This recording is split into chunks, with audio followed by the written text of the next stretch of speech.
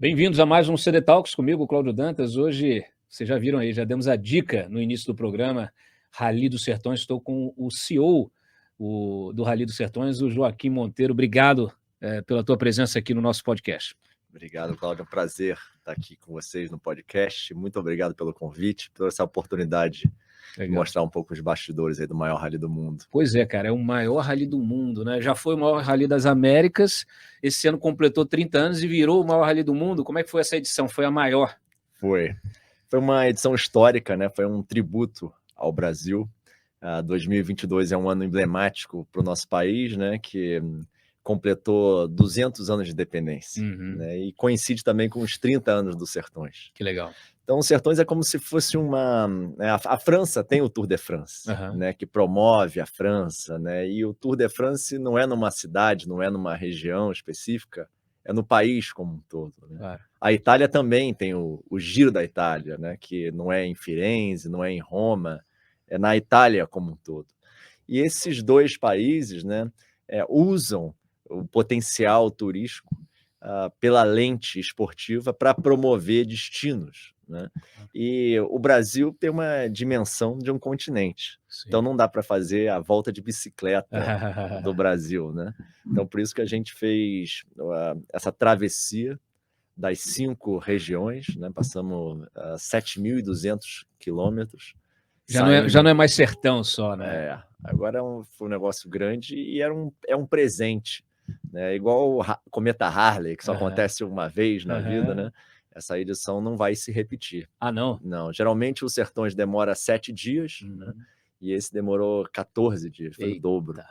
E aí, como é que foi essa experiência? É uma missão, né? É algo que, assim, as cidades por onde a gente passa são cidades muito remotas, são cidades muito carentes, né? O Sertões nunca vai para um lugar da moda, né? O Sertões nunca vai para Trancoso, não vai para Búzios, né? Vai para Xique-Xique, vai para São Raimundo Nonato, São Félix do Jalapão. Olha aí. Então, são cidades que foram arruinadas aí pela pandemia, né? E usam os Sertões como fonte de renda. Então, por cada cidade, né, que o Sertões passa, a gente deixa R$1 milhão, né? É mesmo? Gira então, assim a por economia? dia. Então, assim, não é a cura, né, da economia dessas pequenas cidades, mas é um respiro, é uma ajuda. Até porque nessa cidade não chega o orçamento secreto. Exatamente.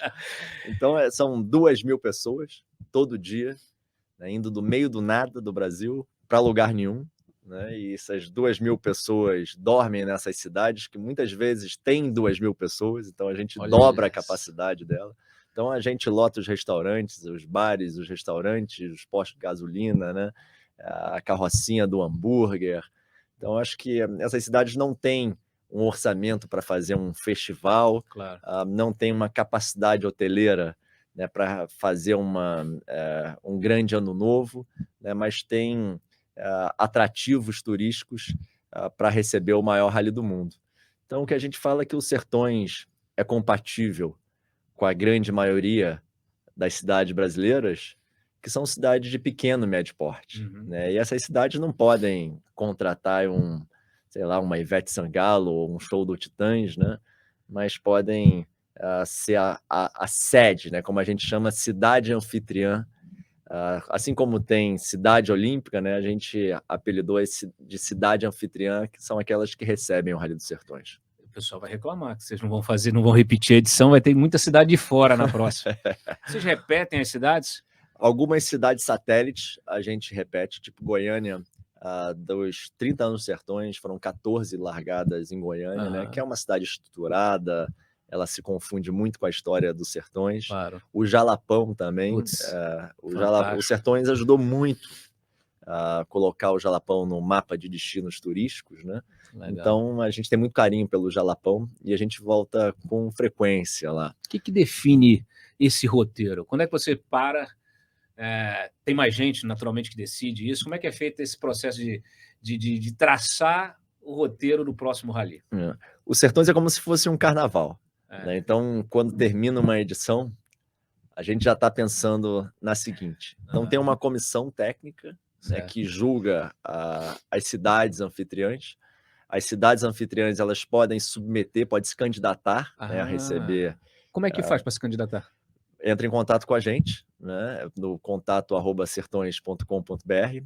Tá vendo aí, ó? contato@sertões.com.br. E aí você já se candidata. Quem pode se candidatar? É o prefeito que tem que... É a prefeitura, exatamente. Então, esses prefeitos desse Brasil profundo se candidatem, né? De repente, surge uma novidade, né? Vocês se surpreendem? Desculpa, com certeza. Você estava comentando. Pode voltar na parte, eu queria entender um pouquinho como é isso. É tipo Costa Rica. Existe no Brasil uma cidade, Costa Rica, que tem 30 anos de vida, ou seja, super recente. Se candidatou há uns 2 anos atrás, né? E conseguiram esse ano, né? A gente passou por Costa Rica, é a maior plantação de algodão do país. Eu não conhecia pessoalmente Costa Rica. Então, os Sertões têm esse objetivo, né, de revelar um Brasil, não para o mundo, né, mas revelar um Brasil para o próprio brasileiro. A gente parte do princípio que o Brasil, né, pelo fato de ter essa dimensão continental, nem todo brasileiro conhece, né, a Chapada Diamantina, o Pantanal, a Amazônia. Então, acho que uma das premissas dos Sertões, né, pelas imagens fascinantes aí que a gente gera, é despertar a curiosidade de você conhecer o que é seu. Então, o brasileiro, você, quando a gente viaja para fora, né, a gente deixa 15 bilhões de dólares. Olha só. Né? Então, 15 bilhões de dólares são mais ou menos uns 60 bilhões de reais. E a gente não pode se dar ao luxo de desperdiçar 60 bilhões de reais. Claro. 60 bilhões de reais não é a cura da economia brasileira, mas é uma ajuda significativa para o Piauí, né, para o Maranhão, para o Ceará, para o Tocantins, cidades, né, estados que estão prontos aí para receber os turistas, e a gente só dá esse empurrãozinho e cria essas imagens fascinantes aí para despertar a curiosidade. Vocês, assim, interessa a vocês acompanhar se a cidade, o que aquilo deixou de legado na cidade, além daquele dia em que a cidade movimentou aquele recurso em função de restaurante, em função de hospedagem. Você já se interessou, passou numa cidade que te tocou, falou assim, puta, como é que está essa cidade hoje? E volta nela e se debruça novamente sobre essa cidade? Ótima pergunta. Então, paralelo à competição, a gente tem um braço social que se chama SAS. Né? SAS em alusão ao SOS, de pedido de socorro. E SAS quer dizer saúde e alegria nos Sertões. Que legal. Então, são 70 médicos voluntários do Hospital Einstein, aqui de São Paulo, e da Unicamp. Que bacana. Né, uma parceria com a Philips, com a Roche e com a Mercedes. Então, a Mercedes montou 2 carretas com 4 ambulatórios cada um, e a gente consegue fazer 8 operações simultâneas. Né? Então, esses 70 médicos são especialistas em 4 atendimentos. Dermatológico, ginecológico, oftalmológico e odontológico. Legal. Né? Então, a gente não vai lá ensinar a escovar o dente, nem distribuir cesta de alimentação, a gente vai lá fazer uma medicina profunda, né? De operar as pessoas. Esse ano, a gente beneficiou 16 mil pessoas. Olha. Foram 16 mil atendimentos médicos, né? Então, de novo, não é a cura, né? O Sertões não é a cura do câncer do Brasil, mas ele faz a diferença por onde passa, né? Porque não faz sentido, né, Cláudia, a gente montar essa operação toda que tem 5 aeronaves, 2.000 pessoas, né? Imagina 2.000 pessoas todo dia acampando, né? Dormindo, acordando, comendo.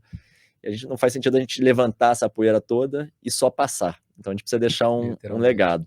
Então o SAS, que é o Saúde e Alegria nos Sertões, dá esse benefício social. Então quais são os benefícios das cidades anfitriãs, né? Primeiro, o legado econômico, né? Então a gente fomenta a economia, né? O Sebrae, por exemplo, 4 meses antes, ele vai lá nessas cidades preparar e capacitar o cara do restaurante, do bar, da pousada, né? Então, para deixar, para estruturar as cidades. Porque... Isso é bastidor, viu, gente? Isso aqui não é o que você vai ver nas reportagens do Globo Repórter, do Fantástico, né? A gente vê que realmente quando vocês lançam, isso repercute na mídia de uma maneira brutal. Mas, normalmente, o que se apresenta é só a parte esportiva, Exatamente. Né? E esse é o nosso esforço agora, né? O Sertões, a gente não chama mais Rally dos Sertões. A gente só se chama agora Sertões, porque é um projeto de 30 anos. Então as pessoas já criaram uma intimidade. Então você vai no Sertões, né? Então a gente tirou o nome Rally 2 e deixou só Sertões. E o projeto é dividido, Cláudio, em 3 verticais. Primeiro, esporte, como você falou, ele é reconhecido pelo fato de ser um rally expressivo, né? Tem certificação, tem internacional, etapa do Mundial, né? Vem pilotos de fora. O segundo é o social, né? Então, por onde a gente passa, a gente deixa esse legado social na parte de medicina, né? Então, e o corte que a gente escolheu fazer é mulheres e crianças. Claro. Então, a gente não opera homens, né?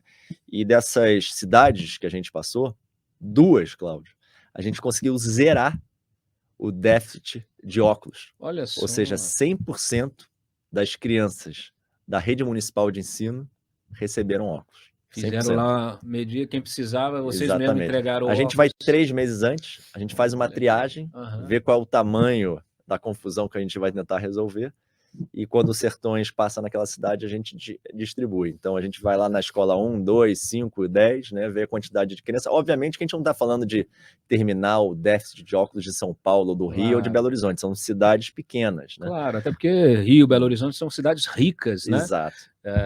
E não precisam desse tipo de apoio. E como eu falei, né, como são cidades muito remotas e carentes, não tem nenhuma ONG orbitando ali, né? Que você vai para a comunidade da Rocinha ou de qualquer uma comunidade aqui de Paraisópolis, tem ONG só de mulher, tem ONG só de educação, a outra que reforma a casa. Lá para a Amazônia tem ONG também. Exato. E essas cidades, sabe, é onde a criança chora e ninguém escuta. Eita, então, acho que os Sertões têm um papel social importante e relevante no Brasil. Você já se emocionou? Muito, né? Tem, assim... se eu já me emocionei, acho que no Sertões de 3 em 3 horas você se emociona, porque o Brasil é um país fascinante e ele está pronto, né? A gente só precisa usufruir o que a gente tem. Então, o Sertões não constrói nada, o Sertões não constrói um autódromo, uma arena esportiva, ele só dá significado às coisas já existentes. Então, o Jalapão estava lá, o Sertões passou por lá e descobriu que o Brasil tinha um deserto. Caso contrário, seria mais um potencial turístico adormecido. Claro. Né? Então, acho que o papel patriota dos Sertões é dar esse holofote para esses destinos turísticos, né? Para criar desejo. Por que você vai para o Grand Canyon nos Estados Unidos, se no Piauí tem um canyon muito mais legal que o Canyon no Viana? Olha só. Né? Para que você vai no Savana gastar lá fortunas nos acampamentos da África, se você pode fazer um glamping, né, que é a mistura de... Tem essa terminologia agora, glamping é um camping com glamour, chama de glamping. Então, o Brasil tem um glamping e fica em Mateiros, no Jalapão. E eu fui com as minhas irmãs, com o meu pai, que nunca tinha acampado, né? Então, eu acho que eventos como esse torna a gente mais orgulhoso do que a gente tem. É engraçado, né? Eu quero retomar com os teus 5 eixos aí, mas quando você menciona essa coisa de desse turismo, né, que se faz, vamos para a África, vamos não sei o quê, tal, é porque a gente ainda tem aquela cabeça de colonizado, né, quer tirar vira-lata, né, achar que lá é melhor. O que interessa é tirar uma foto instagramável, né, para você falar, tô aqui na África e tal, tô aqui não sei aonde, na savana, tô aqui na... E o Brasil tem isso tudo. Tem isso tudo, né? Tem isso tudo. E agora, né, que a gente fez essa edição passando pelas 5 regiões, é ainda mais emocionante, né, Cláudio? Porque a gente convida alguns. Aliás, eu gostaria que você participasse de UTV, eu sei que você gosta. Opa, meu sonho. Seria muito legal. Meu sonho. Você fazer uma etapa. Tá registrado o convite aqui, hein? Você precisa ir. Nem que seja um diazinho. Eu vou na próxima edição, tô dentro, hein? E aí já foi o Luciano Huck, já foi o Caio Castro, já foi o Whindersson Nunes. Que legal. O Alok, né? Então, o Sertões não é sobre performance. Claro. Né? O Sertões é muito sobre o ato de você conhecer o que é seu. Né? Então, se você acha muito, assim, sair de Foz do Iguaçu, né, no Paraná, e até o Pará de carro, né, você imagina fazer isso por trilha. Né? Então, foi o que a gente fez. Então, é uma operação militar.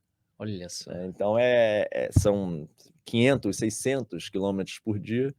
Né? Você imagina aquilo da largada para a chegada, né? Vou falar os bastidores agora aqui, que eu acho que sempre desperta bastante curiosidade. É que o rádio VHF não fala na largada. Alô, chegada, largada, você está aí? Então, para isso, ficam 2 aviões voando simultaneamente para servir de repetidor de rádio de quem está no meio. Então, todo grande evento tem um programa de voluntariado. Né? E o Sertões tem 100 voluntários. Olha. Que pedem férias nos seus trabalhos para se dedicar a essa causa. Né? Então, acho que é um orgulho muito grande ter pessoas que estão há 25 anos se voluntariando para os Sertões. Né? E eu queria, desde já, dar um abraço aqui para os voluntários, que sem eles a gente não faz esse negócio acontecer. Né? Então, eu estava falando que o Sertões ele tem 3 verticais. A primeira é esporte, a segunda é o social, que a gente conversou aqui, foram 16 mil atendimentos médicos, né? E o terceiro é o turismo. Porque eu não posso assumir que meus amigos queiram atravessar o Brasil a 160 km por hora. Claro. Né? Mas eu posso assumir que eles adorariam ir para o Pantanal ou para os Lençóis Maranhenses, dormir num bom hotel, ir numa cachoeira. Então, paralelo à competição, você tem a expedição, que é para quem quer se divertir e não competir. Boa. Né? Que a gente chama de categoria churrasco. Essa que eu vou. Você vai na DilTV, competindo, acelerando. Me fala uma coisa, e esse pessoal, os turistas, eles atrapalham os profissionais? Não atrapalham, né? Os profissionais têm uma rota específica, que a gente chama de especial, e paralelo, né? Então, você imagina que ele faz uma volta lá no meio e volta, e a turma da categoria churrasco vai em lugares privilegiados. Tá. Né? Então, vai ver uma curva, vai ver a passagem em um rio, e vai fazer as atividades turísticas também nos parques nacionais do entorno. Né? Legal, cara. Então, acho que a gente, né, Cláudio, está muito tempo confinado em casa. Sim. Né? Sem viajar com a família, com os amigos. E 2020? Teve, mas foi num conceito diferenciado. Ao invés da gente ir de cidade em cidade, a gente foi de bolha em bolha. Então, a gente não permitia as pessoas dormirem em hotel ou pousada. Então, as bolhas, né, só entrava quem estava com as vacinas e credenciado, e todo mundo dormia dentro dessa Vila Sertões. Olha só. Então, a gente não teve interação com o público, porque senão não, seria incoerente, né, sair de São Paulo aqui e atravessar o Brasil, a gente não sabe se tinha vírus ou não. Então, isso foi um modelo que a gente teve que se basear no mesmo modelo da NBA, né, que eles fizeram essa versão mais enxuta. Legal. Então, a gente não tinha como interagir com a cidade, mas aí a gente foi, né, no meio dessas plantações, porque o Brasil, essa parte de agronegócio é muito forte. Sim.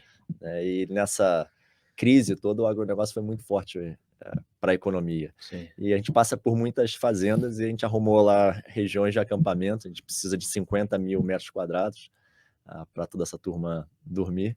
E assim foi feito. E graças a Deus passou e voltamos ao modelo. Né? Você sabe o que eu gosto? Quando você fala isso, esses eixos, essas verticais, o impacto social disso, né? isso é uma prova de que a gente, o cidadão brasileiro, ele precisa se olhar mais, olhar para o outro, para o lado e não ficar olhando para cima, né, esperando que caia do céu alguma coisa, né.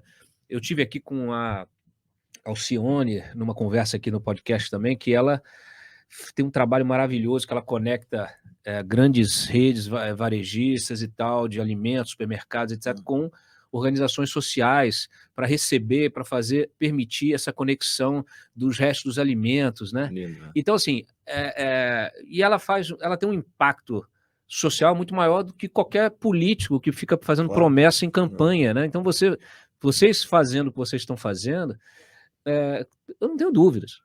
Tanto é que você, quando volta na cidade, sei lá, um ano depois, a cidade está lá do mesmo jeito, ou evoluiu muito pouco, porque, infelizmente, o poder público aquele está mais interessado em tirar a riqueza do cidadão e não devolver ela, né? Devolver os impostos como riqueza.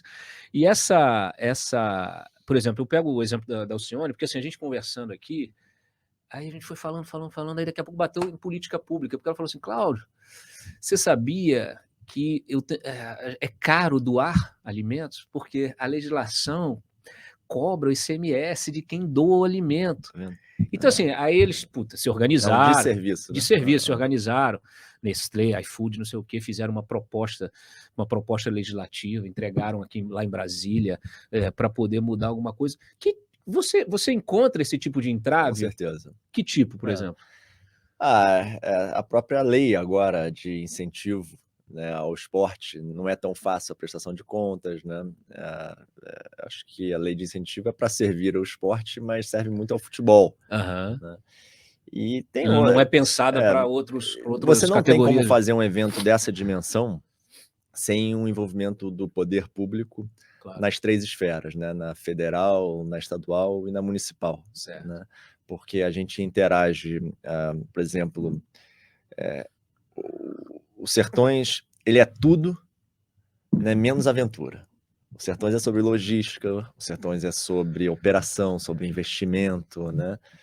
Sobre tecnologia, sobre legado. É uma aventura para o competidor. Olha. Né? Mas a gente chega 6, 7 meses antes numa cidade, a gente interage com o prefeito, com a Secretaria de Turismo, Secretaria de Educação, porque cada escola pública faz um concurso de redação para preparar as crianças para a chegada do maior rally do mundo na cidade dela, porque senão ela vai achar um monte de carro colorido. O que está acontecendo aqui? Aí você vê que a cara dela ela já sabe o que é, fica feliz pra caramba. E vamos combinar, né, Cláudio, que criança é um agente multiplicador. Né? Se eu consigo mostrar, né, o que é a passagem daquele evento para aquela criança, ela vai dissipar a ideia para o pai, para a mãe e para os coleguinhas. Né? Então, a criança que vence esse concurso de redação, ela vai premiar o vencedor daquela etapa. Caraca, e ainda ganha um tablet. Nossa. Né? Então, assim, são benefícios que a gente gera para a cidade, mas tem muita dificuldade governamental, né, e privada também. Tem fazendeiro que não deixa entrar, tem fazendeiro que deixa entrar, depois o caseiro muda de ideia, fecha a porteira. Eita. Então, assim, o que a gente fala lá dentro, né, da organização é que evento vem da palavra eventualidade. Né? Então, a única certeza que a gente tem aqui é que fatos não planejáveis vão acontecer. Né? Já confundiram vocês com o MST?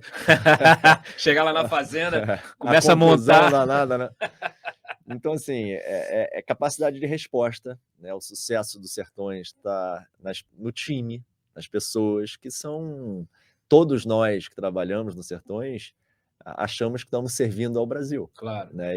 E é algo assim, que dá bastante significado e propósito para a nossa vida, mas os bastidores são muito complicados.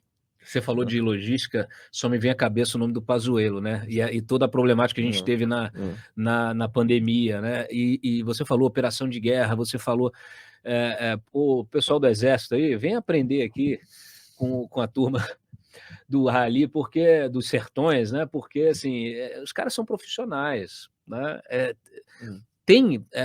vocês, quando interagem com esse poder público, vocês percebem assim, o interesse nesse aprendizado? Com certeza.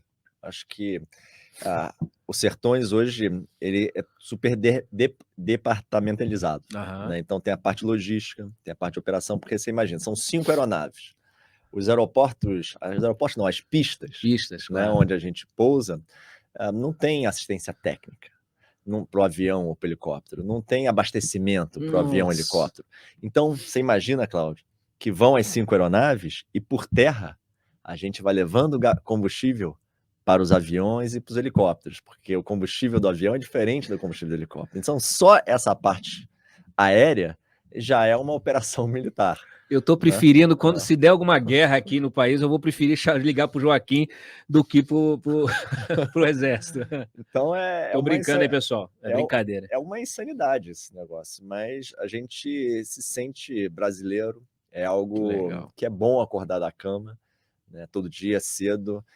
Essa edição de 2022, diferente das outras, né, demorou 4 anos para ser planejada. Então, você imagina que são 14 cidades, então são 14 prefeitos que a gente tem que lidar, cada um com as suas dores, né? São 8 estados, então são 8 governadores, cada um querendo puxar a sardinha para o seu lado, né? No meio tem uma eleição, no meio tem uma crise financeira, né? Então a gente tem que ficar jogando bolinha. Tem que fazer política, né? Então tem a parte de patrocínio. Já teve pedido não republicano aí? Acho que cada um, é difícil, né? Se você agrada um governador, você não está agradando o prefeito. Se você agrada o prefeito, você está desagradando o Ministério do Turismo. Então é uma equação em prol do Brasil. Acho que quem tem que aparecer é o Rally dos Sertões, né? Não o governador X ou Y ou Z ou o gestor XYZ. Então, assim, é algo grandioso, né? A gente quer que a nossa missão aqui é que o brasileiro, né, não é que não deixe de viajar para fora, mas que priorize esses destinos, porque quando você vai, sei lá, para Jericoacoara, que agora tem um aeroporto, né? Pô, seria ótimo se tivesse um hotel, tá lá pronto. Seria ótimo se tivesse um aeroporto próximo, tá lá pronto. Seria ótimo, tá tudo pronto. Então não faz sentido o europeu usufruir mais do nosso país do que nós mesmos. Claro. Né? Então acho que os Sertões têm essa capa, já que as imagens são aéreas, né, como a gente está vendo aqui, e o Brasil, visto de cima, vamos combinar que é fantástico, dá vontade de ir. O problema do Brasil é quando você dá o zoom in lá e tem problema estrutural, de economia, de educação, de violência. Se né? dá o zoom em Brasília, então... Mas de cima eu acho que né, eu acho que cria esse desejo, que é diferente de um evento dentro de uma arena esportiva, ou dentro de um estádio, ou dentro de um autódromo, né? Então, quando você bate uma foto de um autódromo, o pano de fundo é uma arquibancada de concreto. Né? Quando você bate a foto dos Sertões, o pano de fundo é o Pantanal, o pano de fundo é o Jalapão, né? É o Brasil. Então, assim, são pouquíssimos países no mundo que têm essa dimensão de fazer um evento dessa dimensão. Né? Tem a Rússia, que, vamos combinar, está no meio de uma guerra, saiu de moda. Né? Tem a China, que não tem o mesmo colorido do Brasil. Né?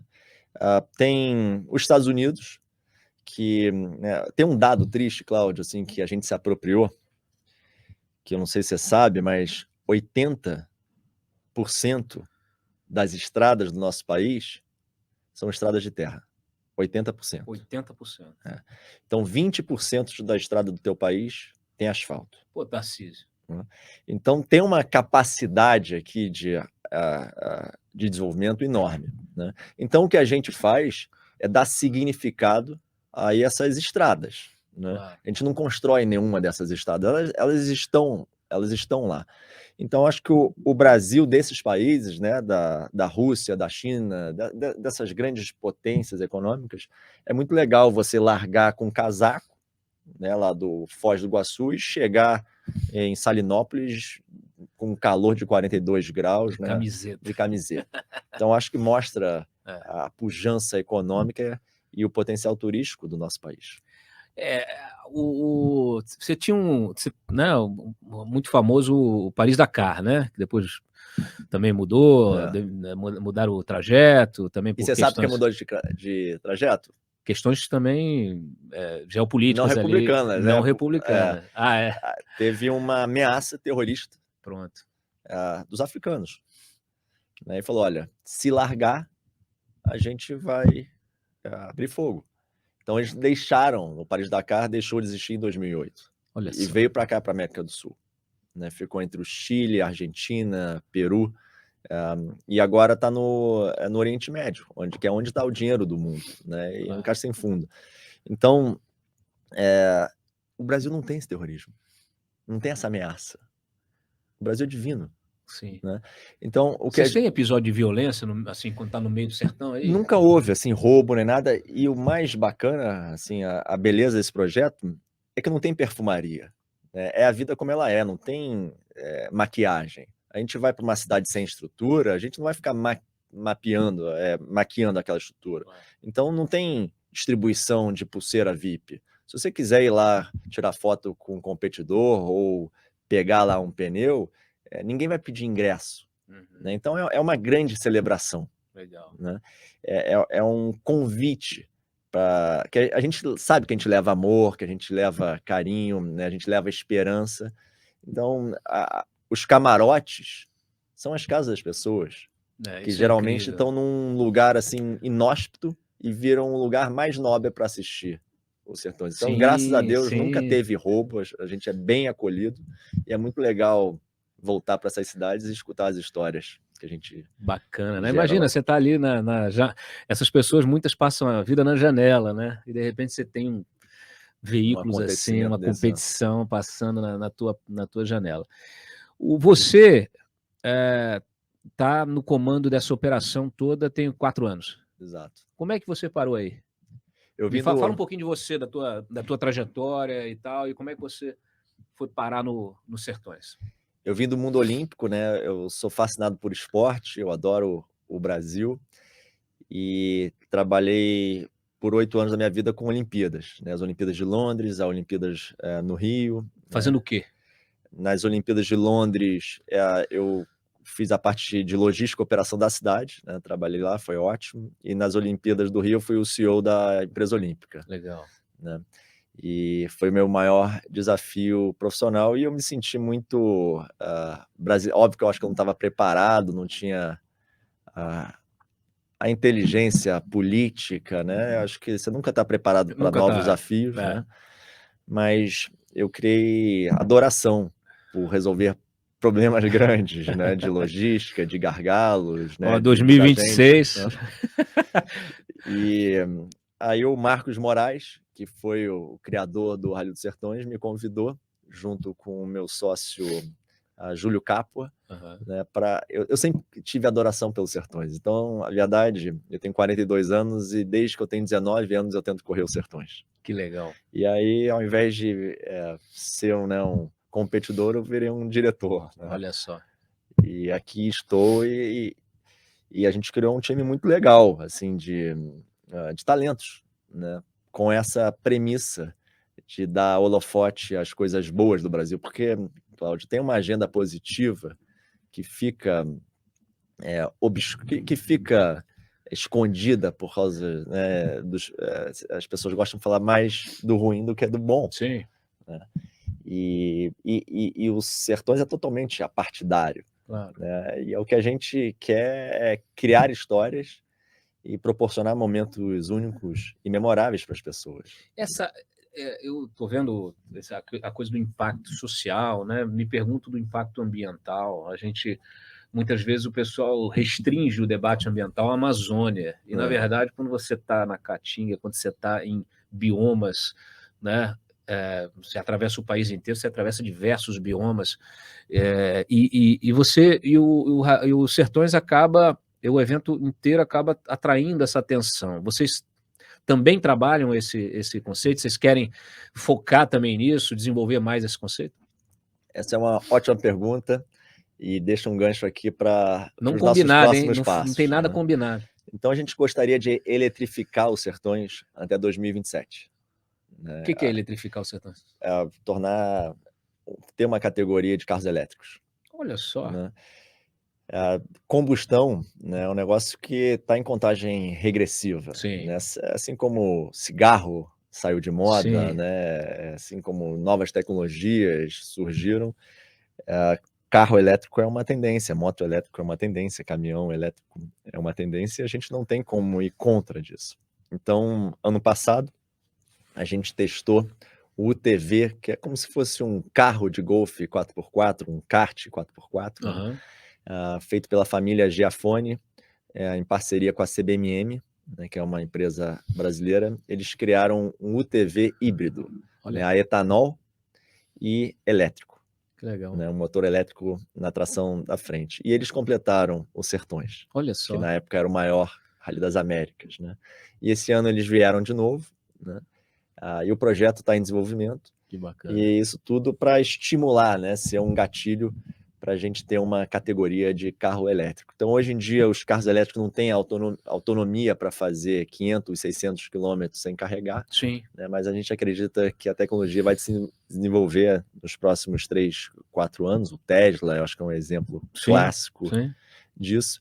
E outra coisa legal é que os Sertões, desde 2021, ele tem todo o carbono neutralizado, né? Pela Ambify. Explica aí para o nosso espectador. Então tem um patrocinador, que é a Ambipar, tá. Né? E eles compram crédito de carbono e fazem um projeto na Amazônia com que os Sertões emite, né, de gás carbônico, seja nos aviões, nos helicópteros, ou nos carros, ou nas motos, a gente compensa nesse projeto da Ambify. Legal, cara.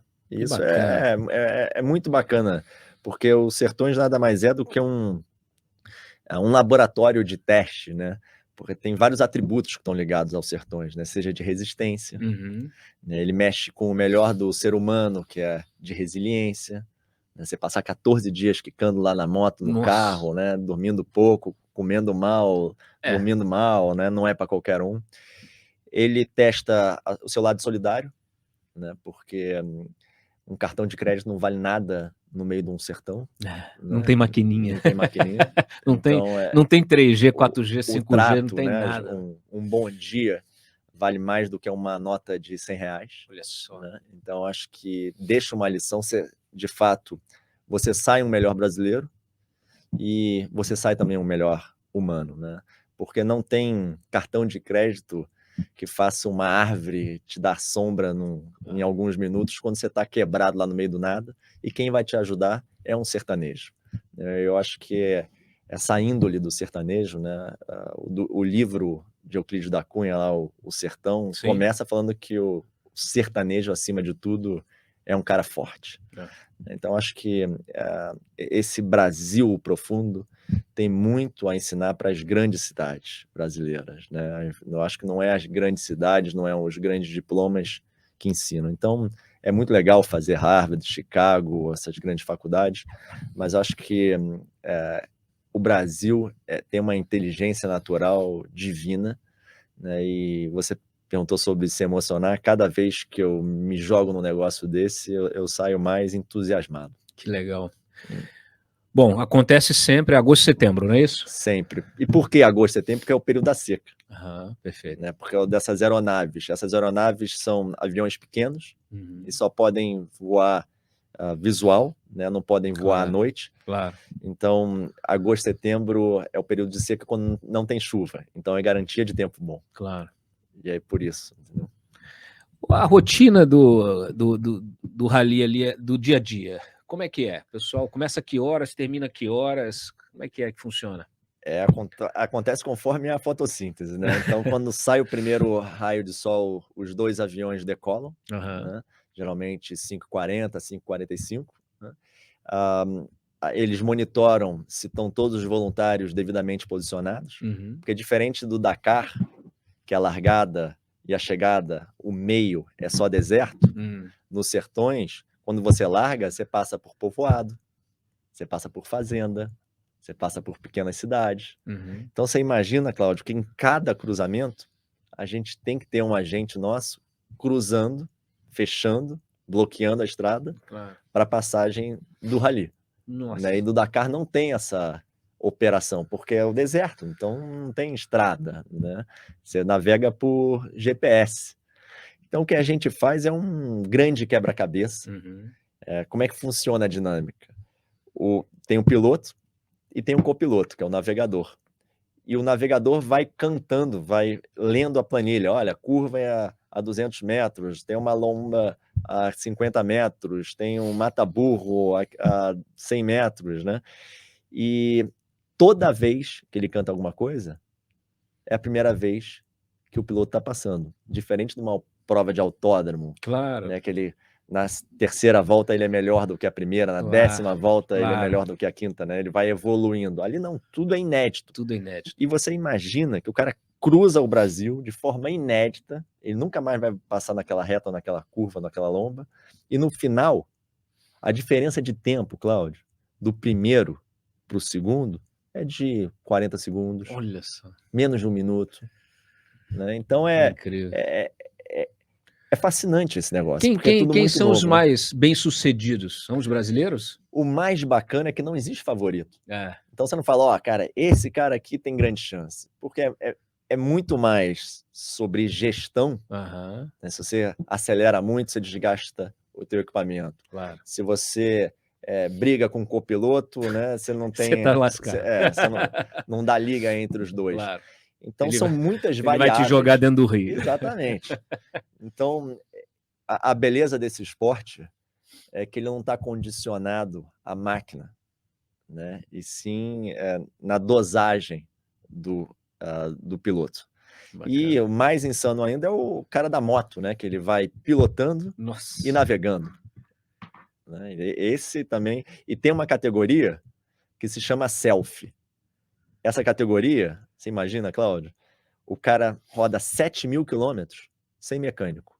Nossa. Então, quando termina o dia, ele chega exausto, ao invés dele ir para a cama dormir, ele vai lá apertar parafuso. Ele é o próprio mecânico. Então, essa categoria é insana, né? Então, esse representa o espírito dos sertões. Vocês pensam também assim, vai organizar o próximo? Vocês pensam nesse tipo de desafio, assim, vou aumentar o nível de dificuldade? O que tem assim? O que vocês estão preparando para o próximo, para o ano que vem? Esse ano a gente esticou muito a corda. Tô querendo saber porque, né? não quero saber, me surpreender. Né? Então esse ano foi uma reta, né? O Brasil é muito grande, então não dava para fazer voltas, teve que fazer uma reta de Foz do Iguaçu até Salinópolis. Esse ano a gente vai fazer uma novidade. Para os apoios 2022, foi muito desafiador, porque as distâncias da cidade 1 para a cidade 3, para a cidade 7, para a cidade 10, eram cidade, tem, sei lá, 500, 600 quilômetros. Então desgasta o caminhão, né, desgasta a equipe. Aí esse ano a gente vai fazer em formato de margarida, ou seja, como se fosse uma pétala de uma flor. Então as cidades vão ter o dobro de benefício. Porque ao invés de ficar um dia só, você vai ficar 2 dias. Você vai dar então você larga e volta para a mesma cidade. Olha que bacana. Né? E a gente vai fazer ali no meio do Já Brasil. Fecharam a lista das cidades? A gente está em conversa. Né? A gente já tem aí as cidades candidatas. Dada a devida proporção, é como se candidatar para uma Copa do Mundo ou para uma Olimpíada, mas dentro do Brasil. Né? Muito bacana. E agora a gente está indo além do rally. Tem uma novidade que eu queria contar aqui. Né? Então, a gente está pegando, Cláudio, a dinâmica do rally e levando para alto mar. Então, a gente está fazendo um rally de kite. Né? Kitesurf virou um esporte olímpico. Então, esse ano a gente fez um rally de kite, né? Levantar poeira em alto mar. Largamos do Ceará, cruzamos todo o Ceará, a costa cearense, até o Piauí. Foram 500 quilômetros, 100 quilômetros por dia, com 80 velejadores. Então, os sertões revela o meio do Brasil, o interior do Brasil. Sim. O rally de kite revela o litoral, né? Eu acho que o Brasil é muito reconhecido por praia, pelo litoral, água quente, né? Principalmente o Nordeste, né? Então, a gente está se apropriando dessa paixão do mundo pelo Brasil e fazendo um rally de kitesurf. Que legal. E estamos fazendo também mountain bike, que é onde, né, o carro não vai, onde o kite não chega, obviamente, por ser trilha. Você tem vários amigos que pedalam, né? Sim. Então a gente está indo para 2 novos esportes. Então hoje a gente tem rally, kitesurf e ciclismo. Que bacana. Você, quer dizer, você tem o circuito profissional, que aí você respeita aí o ranking mundial, Exato. etc e tal. E tem esse ranking circuito amador, né, do churrasco, da turma do churrasco, que o pessoal pode se inscrever, pode se... Como é que é? Tem um site do rally? Sertões.com.br. Tá. Tem um Instagram também, que é um principal canal de informação Claro, nosso, que é o @sertões. Perfeito. Né? E o Sertões é um evento profissional, onde amadores podem ir. Legal. Né? Então a maioria é amador, em busca de uma aventura, em busca de uma história com um amigo, com a família, né? E tem a categoria churrasco também, para quem quer só bater uma foto ou não quer passar um perrengue. Excelente. Como é que funciona essa coisa vocês, os apoiadores de vocês, os patrocinadores, são sempre os mesmos? Vocês estão sempre renovando, estão ampliando, com essas novas categorias também vocês estão ampliando? Para além de tudo que você falou, é um negócio, ele realmente dá lucro?